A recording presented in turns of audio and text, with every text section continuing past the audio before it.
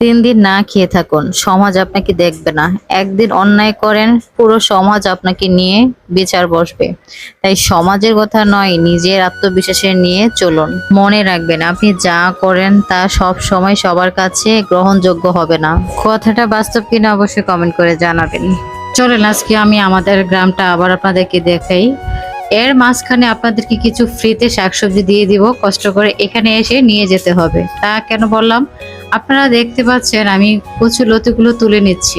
এগুলো হচ্ছে আমাদের গ্রাম থেকে অনেকটাই দূর, আমরা সবাই প্রজেক্ট পাড়ে বলে থাকি। এই পাড়ে চারিদিকে ঘিরে রয়েছে ছোট ছোট কচুর গাছ আর অসংখ্য লতি। তাই ভাবলাম যেহেতু শহরে চলে যাব, কিছু লতি নিয়ে যাই। আমার মতো আপনারা চাইলে এখান থেকে এসে নিয়ে যেতে পারেন। সত্যি বলতে আমি অনেকটাই ভয়ে আছি যে এত অগোছালো গাছ, আর এই সমস্ত গাছের ভিতরে বা আশেপাশে অনেক কিছুই থাকে, আপনারা হয়তো বুঝে গিয়েছেন, তাই আর কিছু বলতে চাচ্ছি না।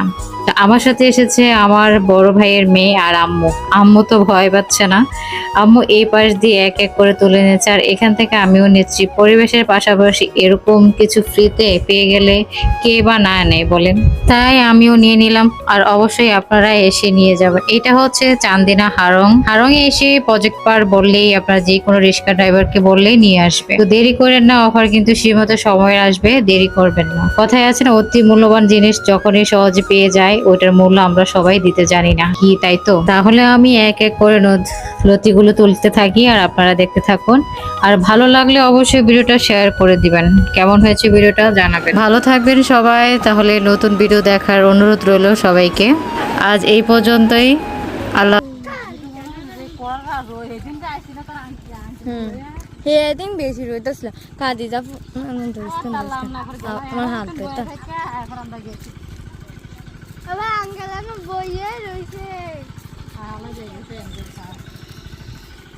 আঙ্কেল খাও না খাও না কমে যায় রোজ দেখা যায় না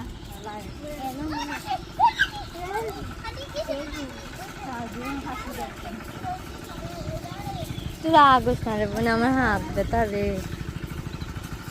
এলাই আমি কারো